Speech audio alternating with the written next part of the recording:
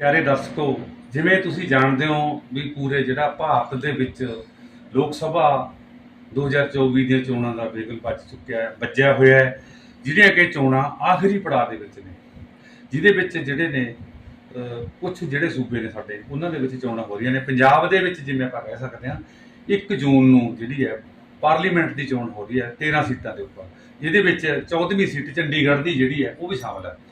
ਇਸ ਨੂੰ ਲੈ ਕੇ ਸਾਰੀਆਂ ਪਾਰਟੀਆਂ ਦੇ ਉਮੀਦਵਾਰਾਂ ਵੱਲੋਂ, ਉਹਨਾਂ ਦੇ ਸਮਰਥਕਾਂ ਵੱਲੋਂ ਉਹਨਾਂ ਦੇ ਹੱਕ ਦੇ ਵਿੱਚ ਪ੍ਰਚਾਰ ਕਰਨ ਲਈ ਆਪਣੇ ਜਿਹੜੇ ਸਹਾਇਕ ਜਥੇਬੰਦੀਆਂ ਦੇ, ਕਿਸਾਨ ਜਥੇਬੰਦੀਆਂ, ਆਪਾਂ ਹੋਰ ਕਹਿ ਸਕਦੇ ਬਹੁਤ ਸਾਰੀਆਂ ਅਜਿਹੀਆਂ ਜਥੇਬੰਦੀਆਂ ਨੇ ਜਿਹੜੀਆਂ ਕਿ ਆਪਣੇ ਆਪਣੇ ਉਮੀਦਵਾਰਾਂ ਨੂੰ ਸਪੋਰਟ ਕਰਨ ਲਈ ਪਹੁੰਚੀਆਂ ਨੇ। ਇਸੇ ਤਰ੍ਹਾਂ ਹੀ ਕਾਂਗਰਸ ਪਾਰਟੀ ਦੇ ਲੋਕ ਸਭਾ ਹਲਕਾ ਸੰਗਰੂਰ ਤੋਂ ਜਿਹੜੇ ਉਮੀਦਵਾਰ ਚੋਣ ਲੜ ਰਹੇ ਬਹੁਤ ਹੀ ਨਿਧੜਕ ਜਰਨੈਲ ਸੁਖਪਾਲ ਸਿੰਘ ਖਹਿਰਾ, ਉਹਨਾਂ ਦੇ ਲਈ ਮੈਂ ਸੋਚਦਾ ਵੀ ਬਹੁਤ ਲੋਕ ਜਿਹੜੇ ਨੇ ਚੋਣ ਪ੍ਰਚਾਰ ਕਰਨ ਲਈ ਆ ਰਹੇ ਨੇ, ਜਿਨ੍ਹਾਂ ਦੇ ਵਿੱਚ ਕੇਂਦਰ ਦੇ ਜਿਹੜੇ ਲੀਡਰ ਨੇ ਕਾਂਗਰਸ ਦੇ ਉਹ ਵੀ ਆ ਰਹੇ ਨੇ, ਹੋਰ ਬਹੁਤ ਸਾਰੀਆਂ ਪਾਰਟੀਆਂ ਦੇ ਲੀਡਰ ਵੀ ਆ ਰਹੇ ਨੇ। ਇਸੇ ਨੂੰ ਲੈ ਕੇ ਹੀ ਜਿਹੜੀ ਹੈ ਕਿਸਾਨ ਯੂਨੀਅਨ ਸੰਯੁਕਤ ਕਿਸਾਨ ਮੋਰਚਾ, ਜਿਹਦੇ ਵਿੱਚ ਕਿ ਇੱਕ ਅਹਿਮ ਸਥਾਨ ਰੱਖਦੀ ਹੈ ਜਿਹੜੀ ਸਾਡੀ ਜਥੇਬੰਦੀ ਹੈ ਭਾਰਤੀ ਕਿਸਾਨ ਯੂਨੀਅਨ ਕਿਸਾਨ ਸਰਕਾਰ, ਉਹਦੇ ਜਿਹੜੇ ਨੇ ਆਪਾਂ ਕਹਿ ਸਕਦੇ ਕੌਮੀ ਜਨਰਲ ਸਕੱਤਰ ਨੇ, ਜਿਹੜੇ ਕੌਮੀ ਜਨਰਲ ਸਕੱਤਰ ਬਰਿੰਦਰ ਸਿੰਘ ਹੁੱਡਾ, ਜਿਹੜੇ ਕਿ ਰੋਹਤਕ ਤੋਂ ਵਿਸ਼ੇਸ਼ ਤੌਰ ਤੇ ਆਪਣੇ ਸਾਥੀਆਂ ਦੇ ਨਾਲ ਮਲੇਰਕੋਟਲਾ ਦੇ ਵਿੱਚ ਉਹਨਾਂ ਜੋ ਖਹਿਰਾ ਸਾਹਿਬ ਦੇ ਹੱਕ 'ਚ ਚੋਣ ਪ੍ਰਚਾਰ ਕਰਨ ਲਈ ਪਹੁੰਚੇ ਨੇ। ਮੈਂ ਅਸੀਂ ਤੁਹਾਡੀ ਗੱਲਬਾਤ ਕਰਾ ਰਹੇ ਹਾਂ ਆਪਣੇ ਸਾਡੇ ਬਰਿੰਦਰ ਸਿੰਘ ਹੁੱਡਾ, ਜਿਹੜੇ ਕਿ ਰੋਹਤਕ ਤੋਂ ਵਿਸ਼ੇਸ਼ ਤੌਰ ਤੇ ਸੁਖਪਾਲ ਸਿੰਘ ਖਹਿਰਾ ਦੇ ਹੱਕ ਵਿੱਚ ਚੋਣ ਪ੍ਰਚਾਰ ਲਈ ਪਹੁੰਚੇ ਨੇ। ਹਾਂ ਸਰ, ਕੀ ਕਹਿਣ ਕੀ ਤੁਸੀਂ ਮੰਨ ਕੇ ਮਲੇਰਕੋਟਲਾ 'ਚ पहुंचो? इस देश में जब से भाजपा की सरकार आई है, कोई भी आवाज़ उठाता है उसको लाठी और गोली से दबाने का प्रयास किया जाता है। इसलिए तो किसान आंदोलन चला, किसानों के खिलाफ काले कानून लेकर आए। किसान 13 महीने तक दिल्ली की रोहों पर बैठा रहा और 13 महीने बाद मोदी जी ने गलती मान के, मेरी गलती हुई, मैं समझा नहीं पाया किसानों को, वो काले कानून वापस लिए। फिर और दूसरे तबके ने मनरेगा मजदूरों ने आवाज़ उठाई, इसको लाठी गोले से दबाने का प्रयास किया। ओल्ड पेंशन स्कीम के कर्मचारियों ने ओपीएस के मामले को उठाया, उधर मनरेगा मजदूरों ने उठाया, आशा वर्कर ने उठाया, उसको लाठी गोली से दबाने का प्रयास किया था। आज देश के अंदर तानाशाही चल रही है, डेमोक्रेसी को ख़त्म किया जा रहा है। कोई भी वर्ग आवाज़ उठाता है उसको लाठी गोली से दबाने का प्रयास किया जाता है। लेकिन आज देश में जो चुनाव है, क्योंकि 750 किसानों की शादी तोड़ चुकी, उसके बावजूद भी किसानों के ऊपर जो खून बहा किसानों का खनौरी बॉर्डर पे, समू बॉर्डर पे, ये तो ताज़ा है, फरवरी में तो किया है। आज भी किसान आंदोलन पे बैठा है।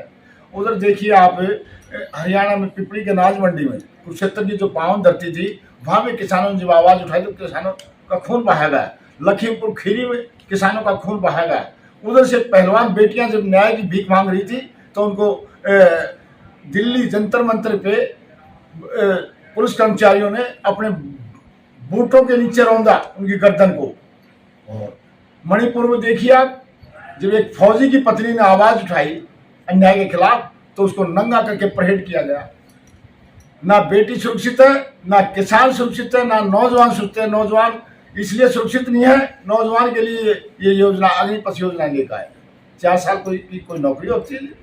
4 साल में क्या बनाना चाहते हैं? यहाँ के युवा को पथ भ्रष्ट कर देंगे, रास्ते से उतार देंगे, तो ये दूसरे साइड में ले जाना चाहते हैं। और हिंदुस्तान का किसान, मजदूर, नौजवान, कर्मचारी सब कुछ जाग चुका है। इस सरकार को उखाड़ फेंकेगा। इस चुनाव में देखना, मोदी जी रोजाना अपनी बात को बदल रहे हैं। कभी मंगलसूत्र की बात करते हैं, मंगलसूत्र छीन लेंगे, ये कांग्रेस आ जाएगी, ये इंडिया गठबंधन आ जाएगा। अरे मंगलसूत्र मोदी जी, मैं आज आपके माध्यम से बता देना चाहता हूँ, मंगलसूत्र तो मोदी जी ने छीन लिया। सन 2014 जब मोदी जी आए उस टाइम सोने का भाव 10 ग्राम का 28,000 रुपये था। आज 10 ग्राम का 73,460 रुपये है। मंगलसूत्र तो उन्होंने छीन लिया और अपनी का मंगलसूत्र छीने को मन लग रही है। मैं व्यक्तिगत आरोप में जानना चाहता है, लेकिन उन्होंने कोई अच्छा काम थोड़ा किया। सर, मैं एक आपसे सवाल करता हूँ।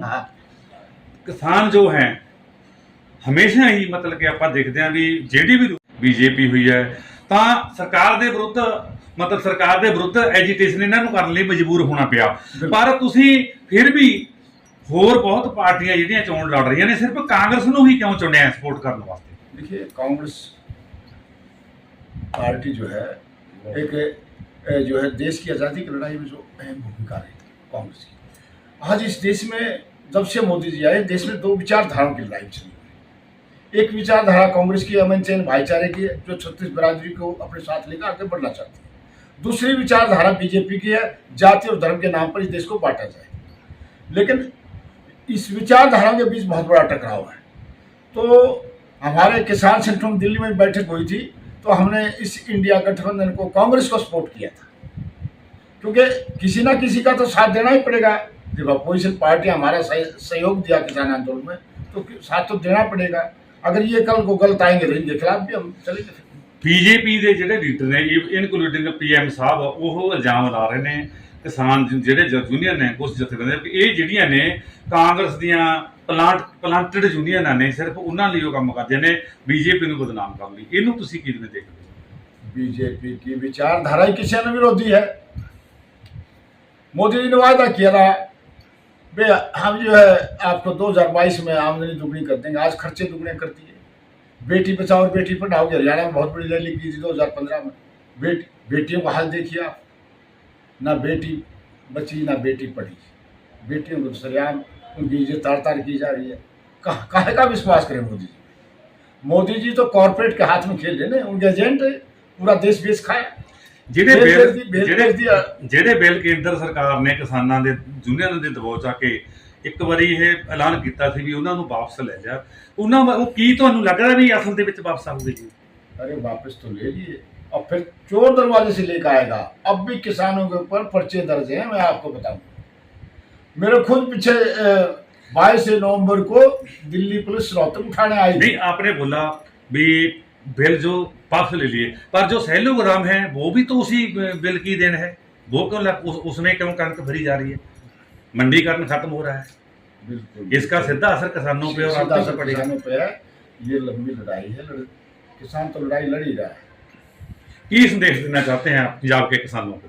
पंजाब के किसानों को यही संदेश है, इस सांप्रदायिक ताकतों को, ये भाजपा एक सांप्रदायिक ताकत है। और आप लोगों ने हरियाणा पंजाब में जो भाईचारा बनाया, पूरे देश और दुनिया में आपका नाम की आज चर्चा है कि हरियाणा और पंजाब के किसानों ने इतनी बड़ी एकता कायम की है कि पूरी देश तो जगा आपने पूरी दुनिया को जगाने का काम किया है। तो मेरा सभी साथियों से अनुरोध है कि अब की बार जो है कांग्रेस पार्टी को मदद देके इसको कामयाब कीजिए, ताकि आगे आने वाला भविष्य नस्ल और फसल को बचाया जा सके और किसानों को लाभकारी मूल्य मिल सके और किसान को एमएसपी खरीद गारंटी का कानून बन सके, जो राहुल गांधी जी ने 5 न्याय गारंटियां दी हैं, उस आधार पे हम आगे बढ़े। प्रकाश खत्री, नेशनल कोऑर्डिनेटर भारतीय किसान यूनियन। आप कहाँ के रहने वाले हैं सर? रोहतक। पंजाब में खैरा जी के पक्ष में आप लोग प्रचार करने आए हैं, क्या सोचकर आप पंजाब में? खैरा जी एक अच्छे इंसान, बहादुर इंसान है और कांग्रेस पार्टी के बहुत ही मजबूत आदमी है। इसलिए ऐसे आदमियों की कांग्रेस को जरूरत है और आम आदमी जनता को भी ऐसे आदमियों की जरूरत है, क्योंकि ये हितैषी किस्म का आदमी है और गरीब किसान आम आदमी की बात करता है और आम आदमी पार्टी से आया हुआ है, आम आदमी पार्टी के बारे में जानता है। ये कोई अच्छी किस्म की पार्टी नहीं है। पंजाब का जो मुख्यमंत्री है भगवंत सिंह मान, वो खैरा जी के बारे में बहुत मतलब के तरह के इल्जाम लगा रहा है, उसके बारे में क्या? सबसे पहले भगवत मान जी को अपने अंदर भी झांकना चाहिए, वो किस किस्म का इंसान है। वो सुबह से शाम तक सबको पता है किस ढंग से रहता है। उसको पहले एक उंगली अगले की तरफ तक, 3 उंगली अपनी तरफ, उसको अपने आप में झांकना चाहिए वो किस किस्म का इंसान है। वो जो कह रहा है कि कांग्रेस पार्टी के लीडर भ्रष्ट हैं, भ्रष्टाचार तो उनकी पार्टी में भी है, उसके भाई एक बात बताइए, जब इनके ऊपर शराब का घोटाला भी है, यहाँ भी इनके नाम है, FIR दर्ज है, जेलों में बंद है, इनको आप कैसे भ्रष्टाचारी नहीं कहेंगे?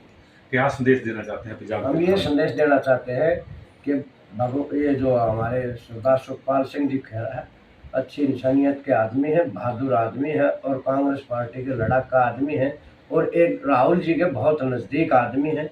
इनको अगर ये आप लोग जो है ना जिताएंगे की सरकार में बहुत बड़े हुद्दे पर बड़ा कैबिनेट मंत्री, ओवरऑल और पंजाब के भलाई के लिए काम करे। पंजाब की बाकी सीटों पर किसानों को क्या संदेश देना? हम यही संदेशा देंगे कि किसानों को तो जो है ना, मोदी जी ने झूठ बोला है, एमएसपी की गारंटी दी थी, उसका इंतजार करते रहे, कमेटी बना के एमएसपी दूंगा, आज तक उस बात की कोई कमेटी नहीं बनी और ना ही एमएसपी की कोई बात है।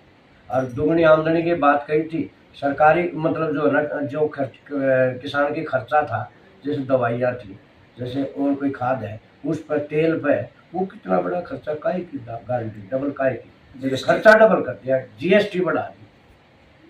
ਤੁਹਾਡੀ ਅਸੀਂ ਗੱਲ ਕਰਾ ਰਹੇ ਹਾਂ ਜਿਹੜੇ ਸ੍ਰੀ ਰਾਜੂ ਮਾਨ ਜਿਹੜੇ ਨੈਸ਼ਨਲ ਕਨਵੀਨਰ ਨੇ ਆਲ ਇੰਡੀਆ ਕਿਸਾਨ ਕਾਂਗਰਸ ਦੇ ਚਰਖੀ ਦਾਦਰੀ ਤੋਂ, ਜਿਹੜੇ ਵਿਸ਼ੇਸ਼ ਤੌਰ ਤੇ ਲੋਕ ਸਭਾ ਹਲਕਾ ਸ੍ਰੀ ਆਪਣੇ ਸੰਗਰੂਰ ਤੋਂ ਜਿਹੜਾ ਮਲੇਰਕੋਟਲਾ ਵਿਧਾਨ ਸਭਾ ਹਲਕਾ ਪੈਂਦਾ, ਉਹਦੇ ਵਿੱਚ ਪ੍ਰਚਾਰ ਕਰਨ ਲਈ ਇਕਬਾਲ ਸਿੰਘ ਖਹਿਰਾ ਦੇ ਹੱਕ ਵਿੱਚ ਪਹੁੰਚੇ ਨੇ। ਸਰ, ਤੁਸੀਂ ਮਲੇਰਕੋਟਲੇ 'ਚ ਪਿਛਲੇ ਕਈ ਦਿਨਾਂ ਤੋਂ, ਹਫ਼ਤੇ ਭਰ ਤੋਂ, ਮਤਲਬ 10 ਦਿਨ ਹੋ ਗਏ ਤੁਹਾਨੂੰ ਪ੍ਰਚਾਰ ਕਰ ਰਹੇ ਹੋ ਮਲੇਰਕੋਟਲਾ 'ਚ, ਕੀ ਤੁਹਾਨੂੰ ਮਤਲਬ ਕਿ ਰੁਝਾਨ ਮਿਲ ਰਿਹਾ किसानों का? देखिए सिंह साहब, हम जब चुनाव प्रचार शुरू हुआ था तब आए थे, उसके बाद क्योंकि हरियाणा में चुनाव था, परसों हम यहाँ वापस पहुंचे हैं और डोर टू डोर हमने कैंपेन चलाया है। मुख्य तौर पे 3-4 मुद्दे हैं, उनको लेके लोगों में चर्चा भी हुई और लोग उसके बारे में बहुत जागरूक है, क्योंकि पंजाब जो है हरियाणा का बड़ा भाई है, तो किसान आंदोलन में ये नज़दीकियाँ और बढ़ी। जो मुख्य मुद्दे थे किसानों का, जहाँ तक बात है कि एमएसपी की बात थी। प्रधानमंत्री नरेंद्र मोदी ने जो किसानों से वायदा किया था कि भाई मैं 2014 के चुनाव में जो बोलते थे कि भाई मैं अगर सत्ता में आया था किसानों को एमएसपी दूंगा, और किसानों की आय 2022 तक हम दुगनी करेंगे, उनमें से कोई भी वायदा पूरा नहीं हुआ। किसान आंदोलन लंबा चला, 13 महीने, 750 से ज्यादा किसानों की शहादत हुई। पर एक बात जरूर हुई कि जब यूपी के चुनाव आए, उन्होंने 3 काले कानून तो वापस ले लिए, लेकिन एमएसपी को लेकर जो कमेटी बनाई थी वो मांग आज भी ज्यों की त्यों खड़ी है। आप देख सकते हैं कल परसों जब हम यहाँ खनौरी बॉर्डर से गुजरे तो वहां पे किसान आज भी यू के बॉर्डर पे बैठे हैं। और जब ये किसान आंदोलन पार्ट 2 हुआ, आप देखेंगे कि वहां पे बॉर्डर के जो हालात हुए, जैसे दुश्मन पे बम बरसाए जाते हैं, ऐसे ड्रोन से गोले छोड़े गए और एक नहीं अनेक बार लाठीचार्ज हुआ। इसके साथ दूसरे मुद्दे जिन पे चर्चा हुई कि जैसे दुकानदार, उन पे जीएसटी जिस तरीके की थोपी गई। महिला पहलवानों का मुद्दा है, जिन्होंने अंतर्राष्ट्रीय स्तर पे अपने देश का नाम रोशन किया, और दिल्ली की सड़कों पे दिल्ली पुलिस ने जिस बर्बरता से, निर्दयता से उनको सड़क पे घसीटा। इसके साथ युवाओं का जो अग्निवीर योजना जो है, क्योंकि पंजाब हरियाणा का जो है वहाँ सेना में बहुत बड़ा योगदान रहा है युवाओं का, और युवाओं से, क्योंकि 2014 के चुनाव में मोदी ये कहते कि मैं आऊंगा तो प्रत्येक वर्ष 2 करोड़ रोजगार दूंगा। अगर 2 करोड़ को हम आज 10 साल सरकार को हो गए, 2 को 10 से करेंगे 20 करोड़ हो जाते हैं। 20 करोड़ युवाओं को अगर रोजगार मिलता तो शायद हर दूसरे घर में पक्का रोजगार मिलता, और उसके बदले में युवाओं को मिला क्या? अग्निवीर योजना 4 साल के। आज हालात ये हैं कि उसका पिताजी बाद में रिटायरमेंट आएगा, बच्चा 4 साल में रिटायर होकर आ जाएगा। और उस अग्निवीर योजना में सबसे बड़ा और क्या है कि अगर कोई भी हादसा हो जाता है तो उस युवा को शहीदी का कोई दर्जा नहीं है और ना कोई पेंशन है, और 4 साल का जब गैप हो जाएगा तो बच्चा पढ़ भी नहीं पाएगा। आप समझ सकते हैं इन बातों को। ये तमाम जो बातें हैं, युवाओं से भी हमने जो चर्चा की, इस बात को लेकर बड़ा रोष है। यही वजह है कि आज सुखपाल सिंह खैरा जी, हालांकि उनके लिए ये हल्का नया था, यहाँ आने के बावजूद जिस तरीके का समर्थन उनको मिल रहा है, तो निश्चित तौर पे 1 जून को बड़ा ऐतिहासिक फैसला यहाँ की जनता करने जा रही है।